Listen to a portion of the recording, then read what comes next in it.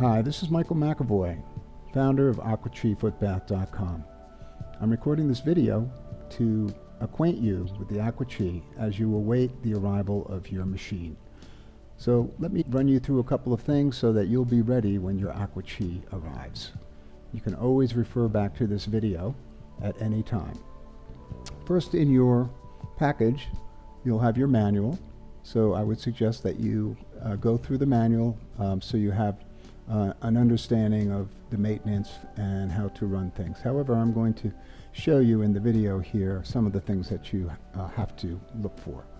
First of all, we advise that you pick up a couple of things at the store. One is the cleaner that you're going to use for the module, and the module looks like this. This is the piece that goes in the water. Okay, so we call it the module. Now, after each foot bath, you will need to clean the module and then rinse it off with water. The product that we recommend that you purchase is called CLR. This is available in almost any supermarket, and what you would need to do is get 2 bottles of CLR and get a Tupperware container that is at least 5 inches deep and about 4 inches around for the opening. And what you would do is fill that Tupperware container enough so that you can put the module in it and soak the module as it sits underneath the solution. Okay? When you use 2 bottles, you can fill it. You may have a little left over. The point is that when you do have that container filled, you can cover it in between uses, and that will last you at least a year before you would need to get more CLR. So it's something that when you're done with a bath, you'll put your module in that CLR solution and let it sit for about a half hour, and then take it out and rinse it, and you're ready to go for another bath after you do that. Okay, so let's talk about the next item that you would need, and that is any kind of sea salt, a fine grain sea salt. In this case, this is a good product that I purchased myself from Costco. Ground Himalayan pink salt. This would be great. You could also get any kind of sea salt, but we do recommend that you get a fine grain salt. Don't use the larger kind of pebbly sized salt, because what you're going to do is dissolve a little of that in the bath in order to get the correct conductivity. So I'm going to run you through what you would need to do. The first thing you'll need to do is fill a dish pan. In this case, we have a dish pan here that is 12 quarts.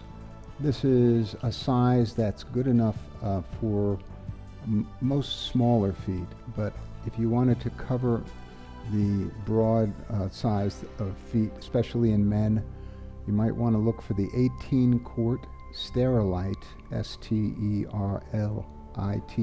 that's the brand, 18-quart dish pan. That would be the best size for all. Okay? When you get it, fill it, and what you need to do is to fill the water to a level which is just right below the blue disc at the top of the module. Okay? So the water would probably come up to about my finger there. Okay? The idea is it needs to cover all of these rings below, and as long as you've got it somewhere below the blue plastic, that's going to work well, because we're going to be putting a cable on the top here, and although you could splash it with water and things like that, in order for the cable to last, you don't want to have it constantly submerging underwater. So let's go ahead and do that. I've already filled the container here with water so that it's going to sit right below this blue disc. I'm going to go ahead and take our connecting cable here, and we're going to take the black connector, put it on the center pin, push it down, and with the red connector, you can see there's a little slot there, and you're going to put that over the ring clip. We call it the clip that goes down here. Okay? When you're done with that, we're going to go ahead and place it in the water. in the center. All right, and then on the other side of the cable is the connector, and this one goes in the front of the machine right here.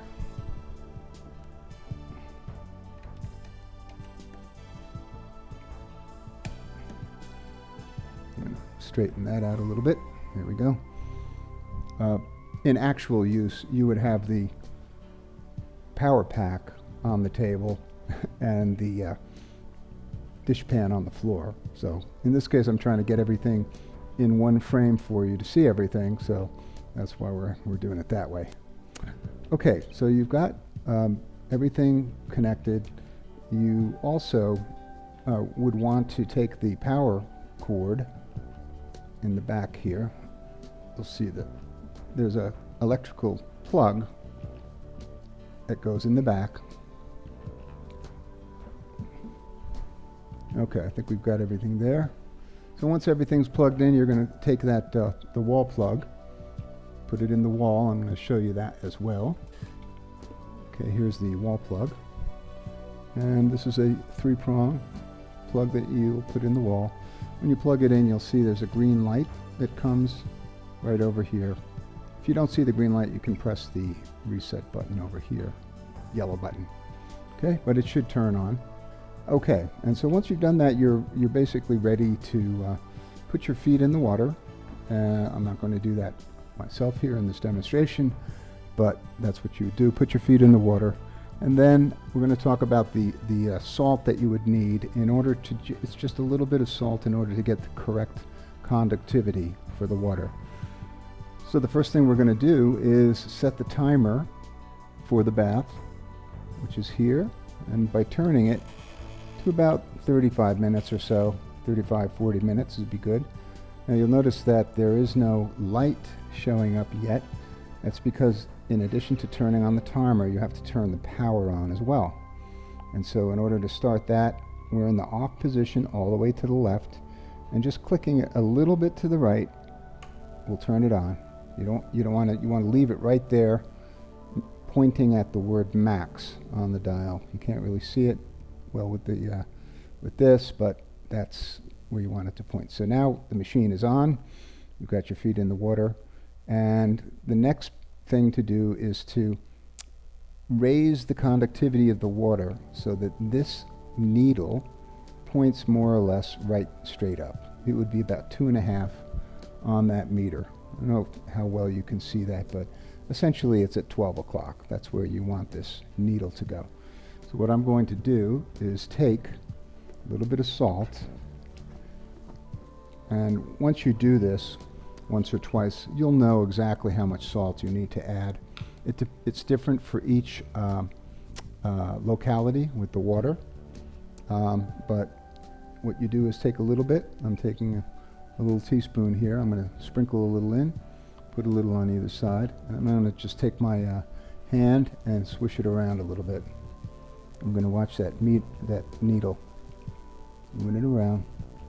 The finer the salt, the better, because it dissolves easier. Okay, so you see what's happening with the needle there, right? Okay, and there we are.